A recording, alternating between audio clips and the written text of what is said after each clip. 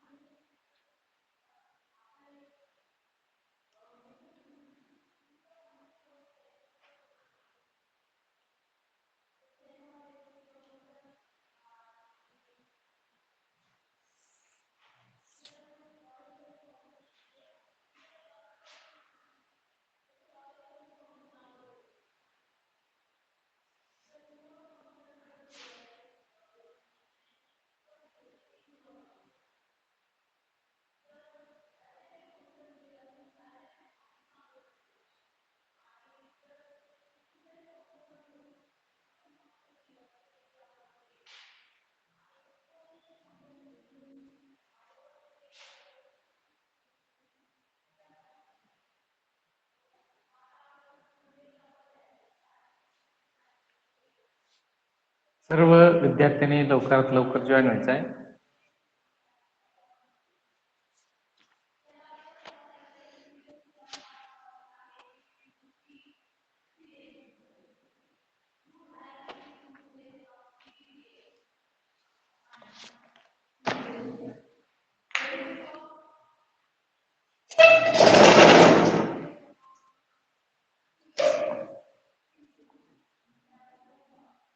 देखिए छात्र मित्रों, हम देख रहे थे पूरक पठन के तहत आने वाली जो कविता है वह ए सखी, जिसके कवि है आमिर खुसरो है। और हम देख रहे थे कि इस कविता की विधा है वह है मुखरिया, जो कि एक पहेली का ही प्रकार है। पहेलियां बुझाना यह आप जानते हो, उसी प्रकार यह मुखरिया दी गई है। यहाँ पर जो प्रस्तुत कविता पूरक पठन के तहत दी गई कविता है, तो उसमें मुखरिया इस प्रकार पूछी गई है कि उसके जवाब नायिका से जब यह मुखरिया पूछते हैं या बुझाने के लिए कहते हैं तो उसका उत्तर साजन या पति होता है, लेकिन असल में वह उनके जवाब अलग अलग होते हैं। वह किस प्रकार होते हैं हमने पहले देखे हैं। इस कविता का वाचन कौन करता है? सर मी वाचू? आवाज आजाद हो। रात समय वह मेरे आवे, भोर भये वह घर उठ जावे, यह अचरज है सबसे न्यारा, ए सखी साजन ना सखी तारा। वह आवे तब शादी होए, उस दिन दूजा और न कोई, मीठे लागे वाके बोल, ए सखी साजन ना सखी ढोल। जब मांगू तब जल भरी लावे, मेरे मन की तपन बुझावे, मन का भारी पंखा छोटा, ए सखी साजन ना सखी लोटा। बेर बेर सो तही जगावे, ना जागू तो काटे खावे, व्याकुल हुई मैं अक्की बक्की, ए सखी साजन ना सखी मक्खी। अति सुरंग है रंग रंगीलो, हे गुणवंत बहुत चटकीलो, राम भजन बिन कभी न सोता, क्यों सखी साजन ना सखी तोता। अर्ध निशाव आओ भवन सुंदरता, बैराने कवि कौन, निरखत ही मन भयो आनंद, कौन सखी साजन ना सखी चंद। शोभा सदा बढ़ावन हारा, आँखिन से छिन होत न्यारा, आठ पहर मेरो मनोरंजन, क्यों सखी साजन ना सखी अंजन। जीवन सब जग जाहू कहिए, वा बिनु नेकन धीरज रहिए। हरे छिनक में ही पीर, क्यों सखी साजन ना सखी नीर। बिन आए सबई सुख भूले, आए ते अंग अंग सब फूले। सिरा भई लगावत छाती, क्यों सखी साजन ना सखी पाती। चांगलं वाचन केलंय. आणखी कोण वाचन करतोय दुसरं?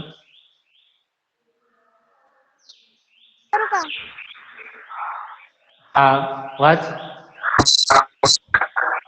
रात समय वह मेरे आवो, भय वह घर उठी जावे। यह अचर में सबसे न्यारा, ए सखी साजन ना सखी तारा। वह आवे तब खुशी होय, उस दिन दूजा और न कोय। मीठे लागे वाके बोल, ए सखी साजन ना सखी डोल। जब मांगू तब जल भरी लावे, मेरे मन की तपन बुझावे। मन का भारी तन का छोटा, ए सखी साजन ना सखी लोटा। बेर बेर सोताई जगावे, ना जागू तो काटे खावे।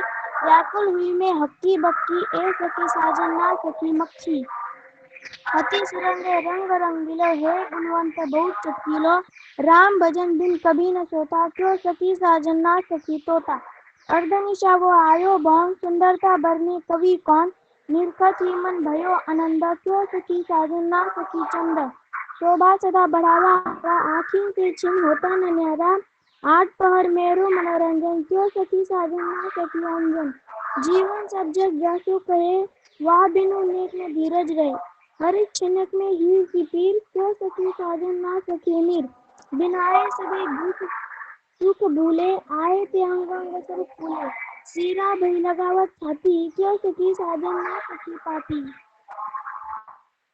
छान वाचलंय बटुळे प्रतिभा. आणखी कोण वाचतंय?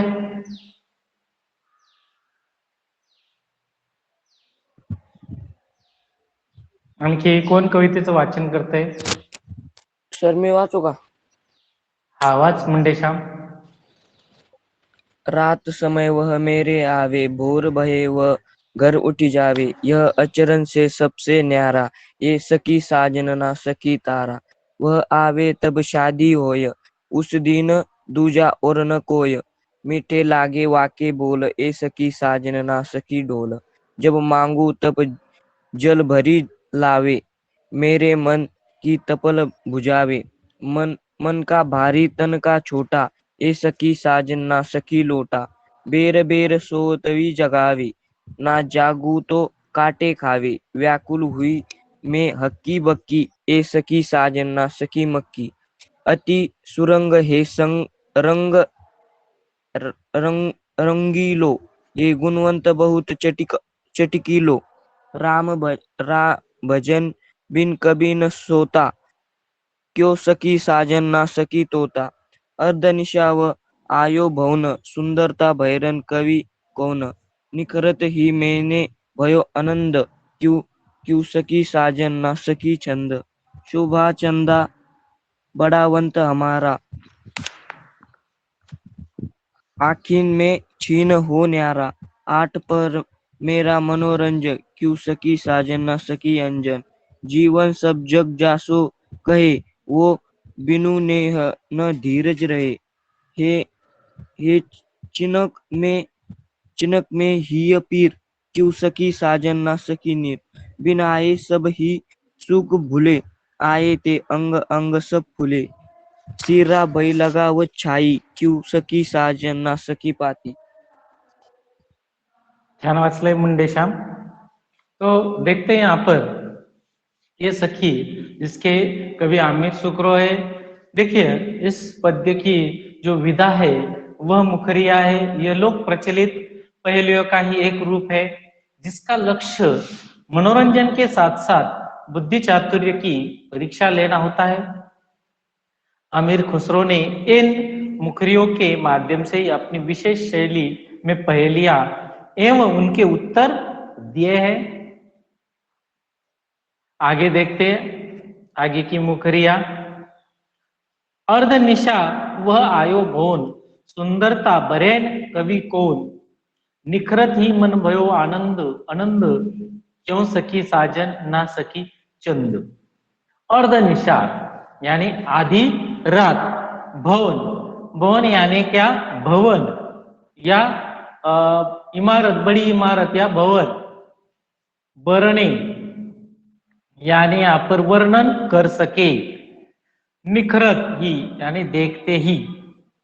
तो यहाँ पर अर्धनिशा वह मेरे भवन में आता है, यानी मेरे यहाँ पर भवन में आधी रात को वह आता है और उसकी सुंदरता इतनी अच्छी है कि उसका वर्णन कौन कर सकता है। यानी उसका जो वर्णन है वो बहुत ही सुंदर दिखने में लगता है। नायिका कहती है कि वह मेरे घर में आधी रात को आया, वह इतना सुंदर है कि उसकी सुंदरता का वर्णन कोई कवि भी नहीं कर सकता। उसे देखते ही मेरा हृदय आनंद से भर उठता है। और उसकी सखी फिर नायिका से पूछती है कि क्या सखी वह तुम्हारे साजन या पति है? नहीं, तो यहाँ पर वह साजन नहीं, तो वह चांद है या चंद्रमा। देखिए चांद, चांद कब निकलता है? रात को।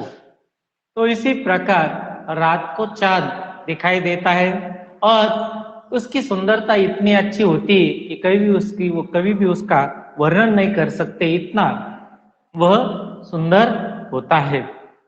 आगे बढ़ते हैं।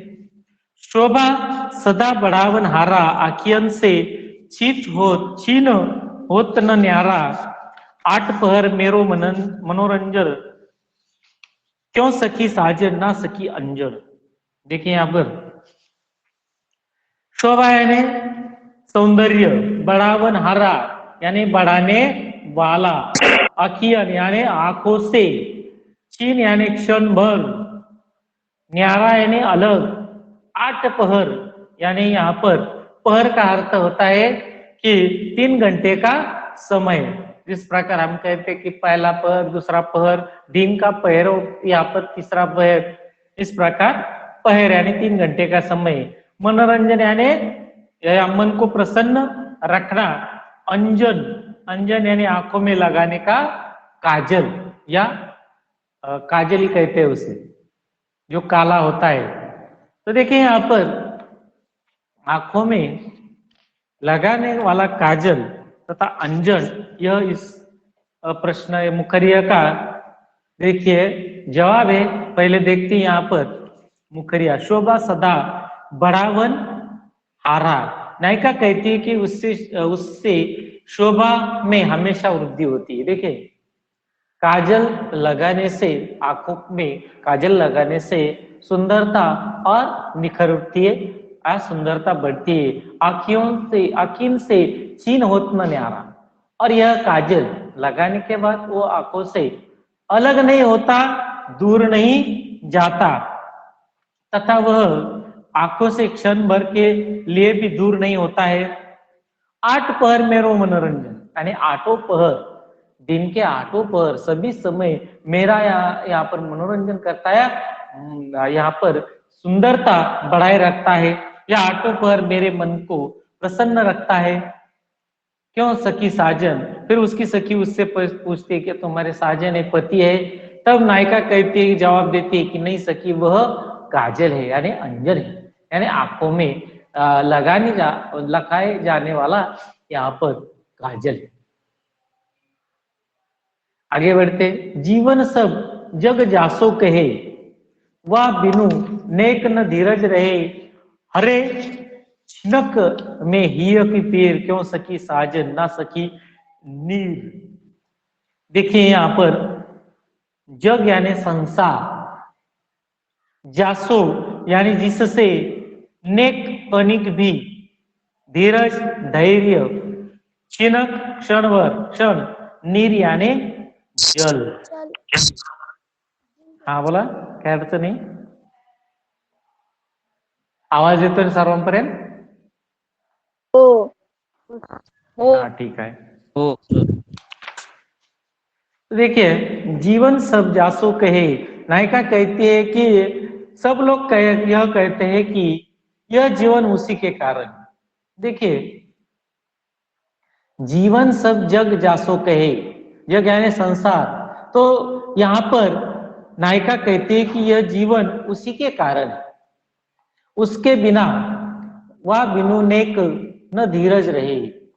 देखिए धीरज यानी धैर्य, जिसके बिना किसी को जरा भी धीरज नहीं रहता, सभी उसके बिना बेचैन हो जाते हैं वह न मिलने पर।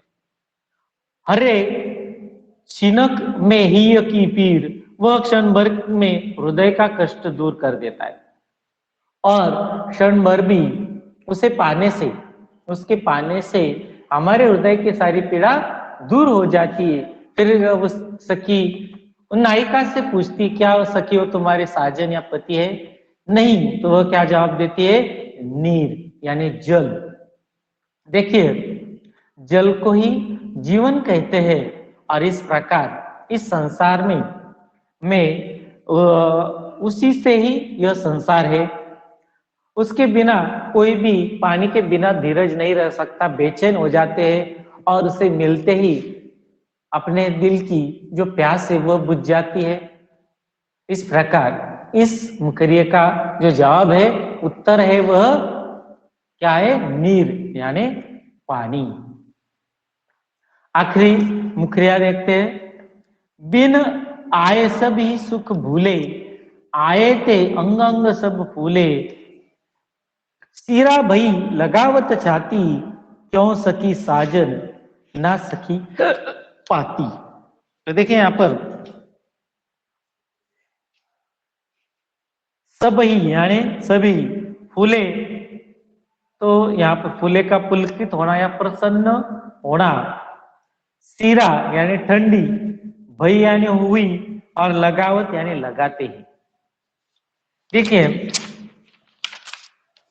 नायिका कहती है कि बिन आए सभी सुख भूले, आए थे अंग अंग सब फूले। नायिका कहती है कि जब वह नहीं आता तो कोई सुख अच्छा नहीं लगता, यानी वह न आने पर इस संसार में कुछ भी अच्छा नहीं लगता है। सभी सुख भूल जाते हैं, यानी सभी सुख हम भूल जाते हैं जब वह आ जाता है। शरीर के सभी अंग पुलकित हो उठते, सिरा भई लगावत छाती, यानी वह आने पर नायिका क्या कहती कि मैं उसे अपनी छाती से लगा लेती हूँ। उसे छाती से लगाने पर हृदय की पीड़ा जो है शीतल या शांत हो जाती है। यानी वह आने पर क्या हो जाता है कि हृदय की सारी पीड़ा दूर हो जाती है, हृदय शांत हो जाता है।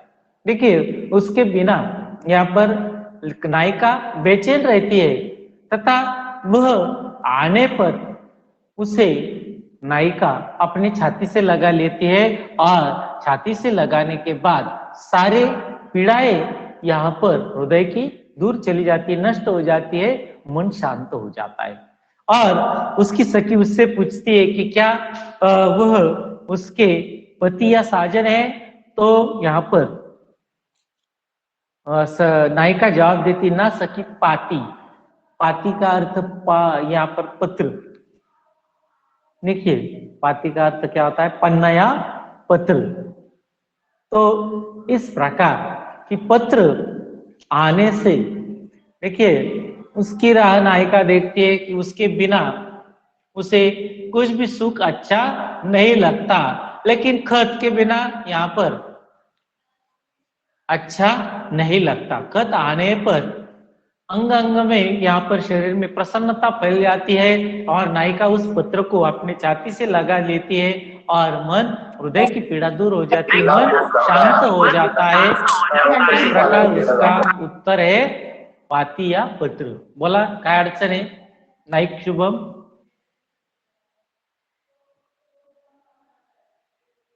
आवाज येतोय सर्वांना? हो. हा, काही अडचण नाही ना? बर समजलंय सर्वांना? हो सर. हो सर. ठीक आहे. हा ठीक आहे. आपल्या पहिली जी घटक चाचणी आहे, ते घटक चाचणी दिनांक 21/9/2021 पासून म्हणजे उद्यापासून सुरू होत आहे. ती सर्वांनी द्यायची आहे, ऑनलाईन आहे. परंतु त्यासाठी 18 तारीख म्हणजे शनिवारी एक डेमो चाचणी आपल्याला सोडवण्यासाठी सरावासाठी दिली होती. तर ती काही विद्यार्थ्यांनी सोडवलेली आहे, परंतु बरेचसे असे विद्यार्थी राहिले आहेत. तर त्या विद्यार्थ्यासाठी व्हॉट्सअपवरती लिंक परत टाकलेली आहे. परत तीच लिंक वापरायची आहे आणि आजच्या दिवसभरातून ती सोडवायची आहे. सकाळी 9 वाजल्यापासून चालू झाली, ती संध्याकाळी रात्री 8 वाजेपर्यंत राहणार आहे. तर तेवढ्या वेळेमध्ये आपण ती डेमो चाचणी सोडवायची आहे. त्याचा स्क्रीनशॉट हो काढून सर. आपल्या वर्गाच्या ग्रुपवर टाकायचा आहे. सर्वांनी काल या ठिकाणी सोडलेली या पद्धतीने घटक चाचणी सूचना. सर घटक चाचणीची लिंक येणार आहे का? 30 मीटर होणार आहे. हो, उद्या घटक चाचणीची लिंक येणार आहे. ती ऑनलाईन होणार आहे.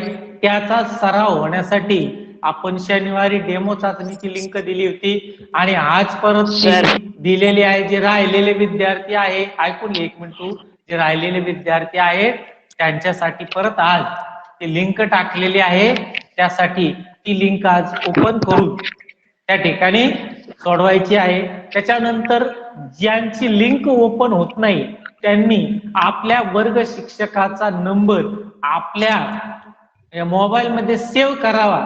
तो नंबर सेव्ह केल्यानंतरच त्या ठिकाणी लिंक पांढरी दिसते, ती निळी होईल आणि मग ती त्याला टच केल्यानंतर ती ओपन होईल. आणि प्रत्येकाने ओपन झाल्यावर आपला त्या ठिकाणी ईमेल आयडी असेल तो टाकायचा आणि त्याचा पासवर्ड टाकायचा की जेणेकरून ती चाचणी सोडवता येईल. आणि ज्यांना या ठिकाणी ईमेल मध्ये अडचणी येत असतील टाकण्यामध्ये तर त्यांनी नवीन ईमेल तयार करायचा आहे, त्याचा पासवर्ड नवीन करायचा आहे आणि तो टाकायचा आहे. परंतु तो पासवर्ड लिहून घ्यायचा आहे सर्व विद्यार्थ्यांनी की जेणेकरून पुढील चाचण्या देण्यासाठी जर परत साइन इन म्हणजे जर जेव्हा आपल्याला परत हो त्या ठिकाणी पासवर्ड किंवा लिंक आणि या पद्धतीने सर्व मागितलं तर आपल्या परत टाकता येणार आहे. तुमचा ईमेल आयडी सर त्या घटक ठिकाणी चाचणी लिहून 30 घ्यायचा आहे, मिनिटवर नाही पासवर्ड होणार ना? लिहायचा नाही. टीचमेंट यावर नाही होणार. आणखी काही प्रश्न आहेत का? विचारा. नाही. घटक चाचणी टाइम असणार आहे का? हो, घटक चाचणीचा दर दिवशी या ठिकाणी सकाळी 9 वाजता दिली जाईल आणि तिथून पुढे आपण सोडवायची आहे. सर किती वाजलेपर्यंत? ती त्या ठिकाणी 24 तासापर्यंत राहणार आहे. बरोबर. म्हणजे तुम्ही रात्रीपर्यंत ती सोडवू शकता. हो ठीक आहे. काय अडचण खुळे आहे का? खुळे ऋतुजा तासाला जॉईन आहे का? खुळे ऋतुजा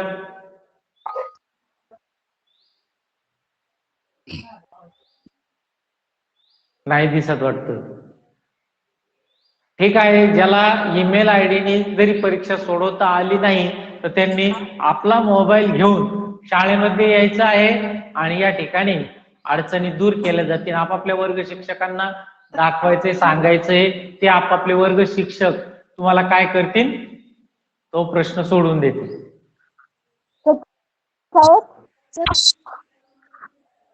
हा बोला. किती वाजता यायचं म्हणलं शाळेत? हा खुळे ऋतुजा आहे तू वाटतं तासाला. सांग तुझी काय अडचणीचा मेसेज पाहिलाय व्हॉट्सअप वरती. सर ते मी लिंक ओपन केली पण सर मला ते साइन इन करा म्हणतात ते. साइन इन म्हणताय ना, मग तुझा त्या ठिकाणी ईमेल आयडी आणि पासवर्ड टाकायचा आहे. हो सर टाकलं मी, पण ते खाली जे येतं का त्याच्यात काय टाकायचं? म्हणजे खाली काय येतंय नेमकं सांग ना मला. पासवर्डच्या खाली पासवर्ड तुम्हाला असेल. फोटो पाठवायचा. हा स्क्रीनशॉट काढायचा. पूर्ण सबमिट केली का? नाही ना सर, होतच नाही सर मग ते. सबमिट कर. काय होतंय नेमकं सांग तू पुढे. सर ते नाही का ते टेक्स्ट टाका म्हणतात तिथे ते. नाही तू ईमेल टाकला का तुझा आणि पासवर्ड टाकलाय का? हो सर टाकला. हा मग ते पुढे नेक्स्ट केलंय का? हो सर केलं होतं ना. मग काय येतंय? तिथं ते टेक्स्ट नसतं का ते तिथं का टाकायचं मग? तिथं जी सूचना दिली त्यानुसार टाक ना. आपल्या शाळेचं नाव असेल, तुझी इयत्ता तुकडी विद्यार्थ्याचं नाव येतंय का ते बरं सर्व? टाकू. हा, मग ते येतंय ते सगळं सोडव आणि त्याच्यानंतर पुढे तुझी लिंक का बरोबर चालू होईल आणि सोडल्यानंतर फोटो टाक आणि तरी सुटत नसेल तर तुला की शाळेत या. 1 वाजेपर्यंत बरं. शाळेत. ठीक आहे. हो ठीक आहे. आणखी कोणाला काही अशा अडचणी आहेत का? अडचणी असतील तर त्यांनी या ठिकाणी शाळेत यायचंय, वर्ग शिक्षकांना भेटून त्या ठिकाणी ते प्रॉब्लेम जे आहेत, अडचणी त्या सोडवायच्या आहेत.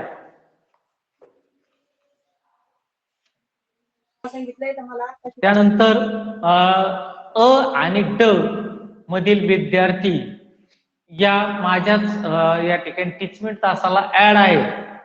त्यांनी लवकरात लवकर माझ्या क्लासरूम मधून डिलीट व्हायचं आहे आणि 9वी अ आणि ड या वर्गासाठी हिंदी या विषयासाठी नवीन शिक्षक श्री मराठे सर हे आपल्याला आलेले आहेत. त्यांचा ID व्हॉट्सअपवर टाकलेला आहे आणि त्यांना तुम्ही तो नवीन ID घेऊन जॉईन व्हायचा आहे आणि 9वी ब आणि क म्हणजे माझ्या तास या ठिकाणी टीचमेंट तासावरून लेफ्ट व्हायचं आहे. कारण त्या तिकडं सर तास घेत आहेत, त्यांची सूचना त्यांच्या वर्गासाठी वेगवेगळी असणार आहे. त्यामुळं त्या विद्यार्थ्यांनी या तासामधून किंवा या टीचमेंटच्या हिंदी विषयाच्या ब आणि क मधून लेफ्ट व्हायचं आहे आणि डिलीट करायचा आहे तो वर्ग आणि नवीन अड मराठी सरांच्या तासाला लिंक टाकून तुम्ही जॉईन व्हायचं आहे. 9वी अ आणि ड चे किती विद्यार्थी आहेत तासाला? कोणते सर? 9वी अ आणि ड चे विद्यार्थी, 9वी इयत्ता तुकडी अ आणि ड तुकडी आहेत का कोणी या ठिकाणी हजर?